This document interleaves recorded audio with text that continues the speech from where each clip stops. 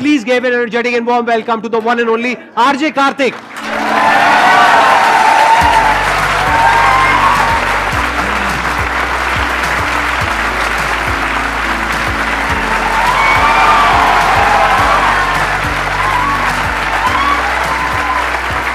Please, right here. मैं अपने बारे में बता देता हूँ पहले थोड़ा। Please please. हाँ। तो दोस्तों, राजस्थान में एक झालावाड़ जिला है, उसमें भवानी मंडी नाम का एक छोटा सा कस्बा है। वो जो टाउन है सर, बड़ा इंटरेस्टिंग है। वहाँ पे जो रेलवे स्टेशन है, टिकट जो देने वाले हैं वो एमपी में बैठते हैं, टिकट लेने वाला राजस्थान में खड़ा होता है। सो वो डिवाइडेड इनटू 2 स्टेट्स। तो मुझे लगता है चेतन भगत जी को वहीं से आइडिया आया था 2 स्टेट्स का। तो प्लेटफॉर्म पर ये बड़ा कमाल का किस्सा है। वो भवानी मंडी एक ऐसा कस्बा है जहाँ से मैंने 18-19 साल में वहीं पला बढ़ा, और वहाँ से मैंने बड़े बड़े सपने देखना शुरू किया कि लाइफ में करना है तो कुछ बड़ा करना है। फिर मैं जयपुर में पढ़ने के लिए आया हुआ था, और वहाँ मैंने आरजे सिड को सुना, और उनको सुन के मुझे लगा कि यार ये तो मैं भी कर सकता हूँ, मुझे भी इसके लिए ट्राई करना चाहिए। तो मैं अब तक बड़ी बड़ी पर्सनैलिटीज़ से मिला हूँ, काफ़ी लोगों के इंटरव्यूज़ किए हैं, क्योंकि इस प्रोफेशन में मुझे 12 साल हो गए। लेकिन मुझे आज भी वो मुलाकात जो मैंने आरजे सिड से की थी, जो अब आरजे सिद्धू नाम से मुंबई में शो करते हैं, वो आज भी मुझे याद आती है कि उनसे हाथ मिलाना और वो बात करना, और वो जो 15-20 मिनट का इंटरेक्शन था। सो मेरी लाइफ का वो मेमोरेबल मोमेंट था जिसने लाइफ चेंज कर दी थी। फिर मैंने आरजे के लिए ट्राई करना शुरू किया। बहुत सारे लोग मुझसे पूछते हैं कि आरजे कैसे बन सकते हैं, क्या कर सकते हैं। मुझे लगता है कि सर, लाइफ में सिर्फ आपका हार्ड वर्क ही आपको सक्सेस दिला सकता है, उसका कोई शॉर्टकट नहीं होता है। सो मैंने 2000 तकरीबन मेरे पुराने लैपटॉप में रिकॉर्डिंग्स हैं, आरजेस जितने हुआ करते थे सारे चैनल्स के आरजेस को सुना। और एक एकलव्य वाली कहानी है, क्योंकि मैं छोटे कस्बे से आता, तो आपको मालूम है कि जो प्राइमरी एजुकेशन है उसमें प्रोनाउंसिएशन की बड़ी मिस्टेक्स थी मेरी, और एक अच्छा आरजे होने के लिए आपका प्रोनाउंसिएशन बहुत अच्छा होना चाहिए। तो मैंने डायरी में वर्ड्स को लिख लिख के प्रैक्टिस किया, सिमिलर वर्ड्स को, और फिर जैसे तैसे मैं तैयार हुआ। उस वक्त जो लोग कहते थे मुझसे कि भाई तेरा कुछ नहीं हो सकता, तू रेडियो के लिए नहीं बना, वो लोग आज कॉल करके कहते हैं कि मेरी मौसी का लड़का है यार, एक बार वीडियो कॉल पे बात कर लो। तो मुझे लगता है कि लाइफ में सक्सेस आपको खुद पानी होती है, खुद उसके लिए प्रयास करना होता है। बाकी दुनिया तो आपको गिराने के लिए, आपको पीछे ले जाने के लिए बहुत सारे लोग हैं। बहुत कम लोग होते हैं जो आपसे कहते हैं कि तू कर सकता है तो आ जा। उनमें से एक सर हैं, उनके लिए जोरदार तालियां। Thank you so much. Thank you so much. मैं झूठ नहीं बोलूँगा, बहुत ईमानदारी से कह रहा हूँ कि जब मैं वहाँ खड़ा हुआ था, अभी तकरीबन 5 मिनट में था वहाँ पर, तो मुझे ऐसा लग रहा था कि मैं विजुलाइज कर पा रहा था कि आप किस पोस्चर से, किस तरीके से बात हो रही होगी। तो मैं इतना आपकी आवाज़ से फेमिलियर हो गया। तो मुझे लगता है एक चीज़ मैं इस पर कहना चाहता हूँ सर, अगर आप इजाज़त। प्लीज। किसी ने बड़े कमाल की बात कही है कि आवाज़ अच्छी हो तो कुछ लोग सुनते हैं, लेकिन अगर बात अच्छी हो तो बहुत सारे लोग सुनते हैं, है कि नहीं? ये है सर बात। थैंक यू सो मच जी। चलिए जी, अब अपना Q&A सेशन शुरू करते हैं। सर, मेरी लाइफ बहुत सॉर्टेड है, बहुत बढ़िया। फैमिली सॉर्टेड है, और अपना करियर भी मैंने छोटी एज में 3-4 अलग अलग चीज़ें ट्राई की हैं, और उसमें से जो मुझे अच्छा लगता है मैं वो कर रहा हूँ। बट इसके बाद भी कभी कभी वॉइड हो जाती है, क्रिएट हो जाती है एक ऑटोमेटिक वॉइड। मन नहीं करता किसी से भी बात करने का, चुप रहने का, अकेले रहने का मन करता है। तो ऐसा क्यों है लाइफ में? अदरवाइज सॉर्टेड है, सब सॉर्टेड है, सब सही चल रहा है कोई ना, प्रॉब्लम नहीं है, कोई कोई दिक्कत नहीं है। टेंशन ये भी तो दिक्कत है कि अपने आप में। I was about to say that, मैं यही बोलने वाला था कि ये बहुत बड़ी दिक्कत है कि लाइफ में सब कुछ सही चल रहा है। जब सब कुछ परफेक्ट है तो बचा क्या लाइफ में करने के लिए? मतलब आप समझ रहे हो? अभी मैं इसको थोड़ा बिल्ड करूंगा, इससे पहले कि आप प्लीज थोड़ा। मैं तो सर सिर्फ इतना कहना चाहता हूं कि किसी ने बड़े कमाल की बात कही है कि दुख की रात नींद नहीं आती और सुख की रात कौन सोता है। तो ना तो दुख की रात नींद आती है और ना सुख की रात नींद आती है। सुख हो जाता है कि अरे यार अब तो क्या ही कर दिया, नींद ही नहीं आती। सच हुआ होगा आपके साथ। नींद कब आती है? जब ना तो सुख है ना दुख है, बीच में कहीं चल रहे हैं। So it's all about to create a balance in life. और कभी कभी ऐसा लग रहा है कि खालीपन है तो उस खालीपन को महसूस कीजिए, अपने आप से बात कीजिए, घूमने चले जाइए, मोबाइल को हटा दीजिए। कब तक उसको ऐसे ऐसे चलाते रहेंगे आप? क्या मिल रहा है उसमें? कई बार आप में से कितने लोगों के साथ ऐसा होता है कि कुछ नहीं हो रहा है, कोई नोटिफिकेशन नहीं आ रहा है, कोई आपको मैसेज नहीं कर रहा, फिर भी आप 11-17 हो गए, 11-18 हो गए, 11-20 हो गए। ये क्या है? What is this? हमें इससे बाहर निकलना पड़ेगा, अदरवाइज हम उसके कंट्रोल में आ रहे हैं, वो हमारे कंट्रोल में नहीं रहा। अब हम देख रहे हैं जबरदस्ती। किसी ने आपको हेलो नहीं लिखा, किसी ने आपको लाइक नहीं किया फोटो पे, कुछ नहीं हो रहा है, आपने कोई पोस्ट भी नहीं डाली है 10 दिन से, सब कुछ खाली, फिर भी आप देख रहे हो। होता है ना सर? तो हमें उससे समय निकाल के अपने लिए समय निकालना चाहिए। कभी आपको ऐसा लग रहा है कि आपकी ज़िंदगी में ऐसा समय आ गया कि अब बिल्कुल खालीपन है, तो अपनी आत्मा से बात कीजिए। मुझे लगता है कि आप अपने आप के बहुत करीब जाएंगे। वो ऐसा समय है जब आपको वो जो ऊपर वाला अपने पास बुला रहा है कि कुछ समय मेरे लिए भी निकाल, सब कुछ तो तुझे दे दिया है। आप कह रहे हैं ना आपको सब कुछ मिल गया है, सब सॉर्टेड है, तो फिर उनके लिए कुछ हो जाए, ऐसा मुझे लगता है। लाइफ में जब हमको वो मिल जाता है ना जो हमको चाहिए होता है, उसके बाद में एक नई प्रॉब्लम शुरू हो जाती है कि अब करें क्या, खाली हो गए।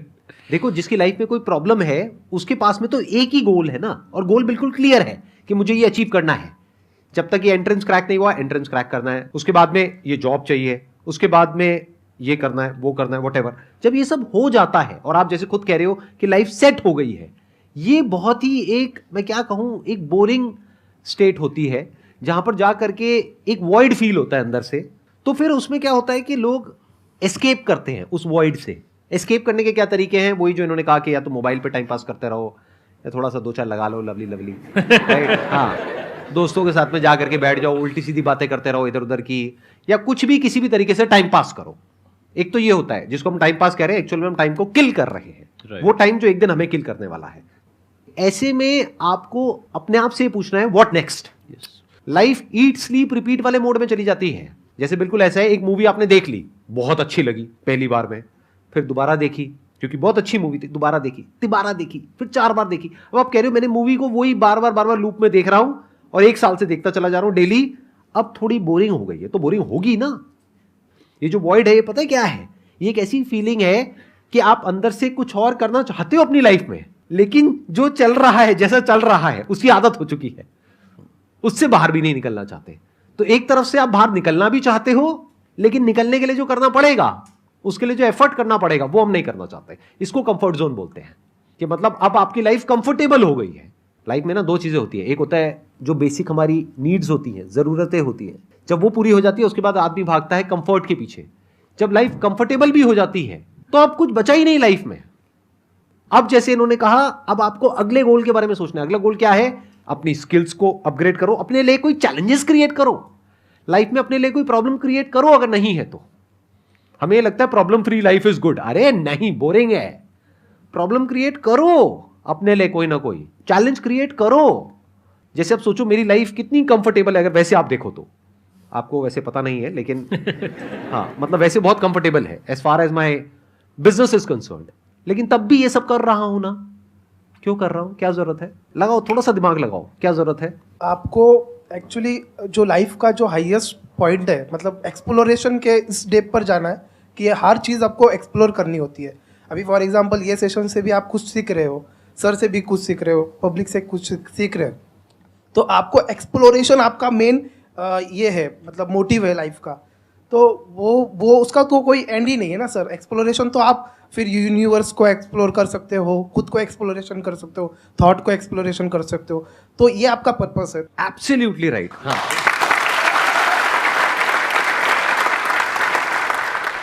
एक्सप्लोर करने में, नई नई चीजों को, नई नई जगहों को, नई नई चीजों को मजा आता है ना। मानो यूनिवर्स है, उसको आपको एक्सप्लोर करने का मौका मिल रहा है, मजा आएगा या नहीं आएगा? या एक कंफर्टेबल सी लाइफ आपको दे दी जाए जहां पे आपको जितना पैसा चाहिए उतना पैसा मिल गया, एक टीवी मिल गया, मोबाइल मिल गया, एक गाड़ी मिल गई, घर मिल गया, और वहां पर आप बैठे हो और अपना वही रूटीन चलता चला जा रहा है, उसमें मजा आएगा? या एक्सप्लोर कर रहे हो पूरी दुनिया को, पूरे यूनिवर्स को? That is option number 1। एक और ऑप्शन है, वो क्या है? आप पूरी दुनिया को एक्सप्लोर नहीं कर रहे हो, क्योंकि दुनिया को एक्सप्लोर करने में बहुत एफर्ट करना पड़ेगा। आप यहां जाओगे, वहां जाओगे, और दुनिया इतनी बड़ी है कि आपकी लाइफ छोटी पड़ जाएगी। दूसरा भी एक तरीका है, वो क्या है? आप खुद को एक्सप्लोर कर रहे हो। खुद में कितना कुछ है, हमारी जो बॉडी है, माइंड है, जो भी फैकल्टीज है of expressing ourselves in different ways, उसकी क्या लिमिट है? और अगर आप उसको एक्सप्लोर करने लग जाओ तो आप कहां तक जा सकते हो? मतलब आपकी अपनी जो कैपेबिलिटीज है, ये बॉडी को देखो एक इंस्ट्रूमेंट की तरह। जैसे गाड़ी एक इंस्ट्रूमेंट है ना, तो गाड़ी की एक लिमिट को हम एक्सप्लोर कर रहे हैं, तो गाड़ी की तो फिर भी एक लिमिट है, वहां पे दिख जाती है, स्पीडोमीटर में दिख जाती है कि ये लिमिट है, मैक्सिमम लिमिट है। हमारी लिमिट क्या है? इस इंस्ट्रूमेंट की लिमिट क्या है? बॉडी की लिमिट क्या है? माइंड की क्या है? इंटेलेक्ट की क्या है? लिमिटलेस। लिमिटलेस। ये सिर्फ बोलने के लिए नहीं है, एक्चुअल में लिमिटलेस है। और अगर आप अभी एक्चुअल में स्पिरिचुअलिटी का मतलब समझ गए ना, कभी एक्चुअल में अगर अपने आप से क्वेश्चन पूछो what is spirituality, not how to be spiritual. हम ज्यादातर हाउ टू में जाकर के अटक जाते हैं, फिर कोई हमको मेथड दे देता है, फॉर्मूला दे देता है, टेक्निक दे देता है, उसको हम फॉलो करते हैं, पैटर्न में घूम जाते हैं। नहीं, ask yourself what is spirituality. इतने स्क्रिप्चर्स लिखे हैं तो कुछ तो वहां पे सच होगा ना। Let me find out. और सच 2 तरीके का होता है, एक दुनिया के बारे में, एक खुद के बारे में। जब खुद की जो डायमेंशंस हैं अलग अलग, माइंड की, बॉडी की, और उसके बियॉन्ड भी कुछ है, उस सब की, उसको जब आप एक्सप्लोर करते हो और फिर उस लेवल से किसी के साथ में कुछ शेयर करते हो, that is the real meaning of life.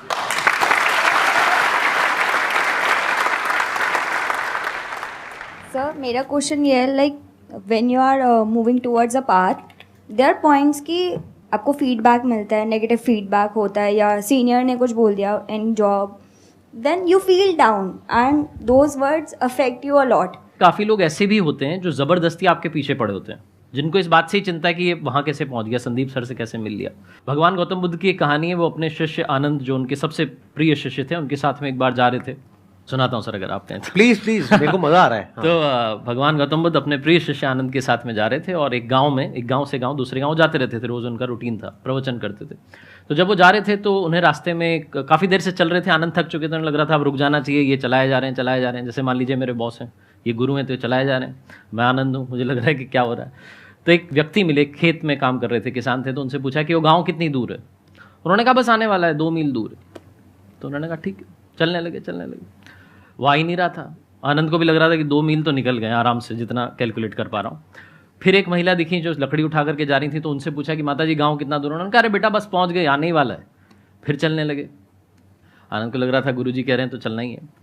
फिर तीसरे सज्जन मिले. जब उनको कोई मिल रहा था तो भगवान गौतम बुद्ध उसको देख के मुस्कुरा रहे थे और वो भी उनको देख के मुस्कुरा रहा था.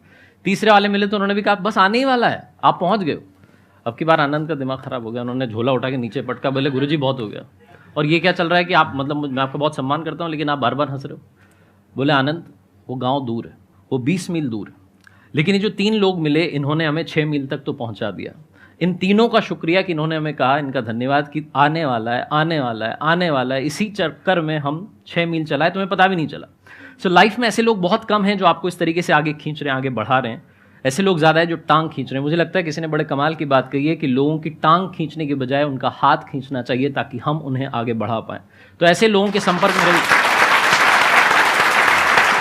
बहुत बढ़िया. और जो आपके पीछे पड़े हुए हैं, जिनको इस बात से दिक्कत है कि इसको जॉब कैसे मिल गई है, इसको कैसे तो भी इसका माइंड खराब करना है, ऐसे लोग हमारे आसपास होते हैं, मानो या ना मानो, बहुत सारे लोग हैं. तू क्यों चला गया वहाँ सेशन में, क्या मिल गया तुझे? ऐसे दोस्त आपके भी होंगे ना. आप बताओगे अभी शाम को कि संदीप सर से मिला था, आरजे कार्तिक आए थे, क्या चला गया, क्या कर लिया तूने, राइट? ऐसे लोगों के लिए सर किसी ने बड़े कमाल की बात कही है कि लोगों की बातों को दिल से मत लगाना. लोग तो अमरूद खरीदने से पहले पूछते हैं कि मीठे हैं ना, और बाद में नमक लगा के खाते हैं. बहुत बढ़िया. लोग तो ऐसे होते हैं.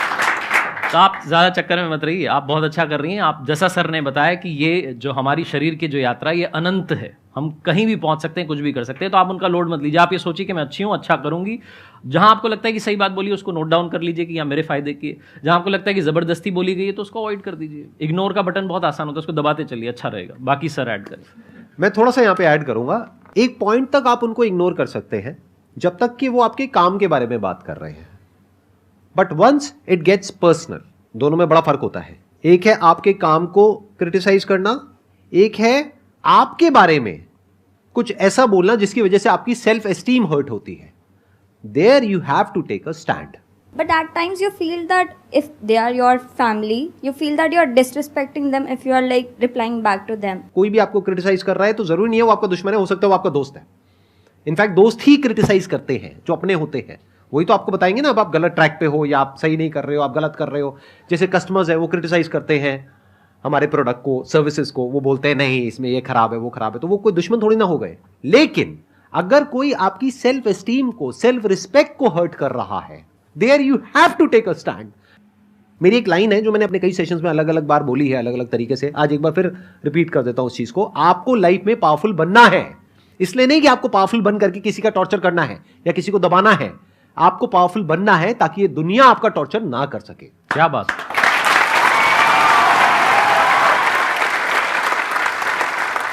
एक बार के लिए अगर आप बैठ जाएं तो उसके बाद हम आउट करते हैं ना. एक सेकंड. जब मैं लोग बोलूंगा आपको है ना बोलना है. ठीक है जी, क्या बोलना है ना. अगर कदम रखना है तो आगे रख, क्योंकि पीछे खींचने के लिए तो लोग, ख्वाब देखने हैं तो ऊंचे देख, क्योंकि नीचा दिखाने के लिए तो लोग, तो कुछ कमाल करके तो दिखा, क्योंकि तालियां बजाने के लिए तो लोग हैं ना.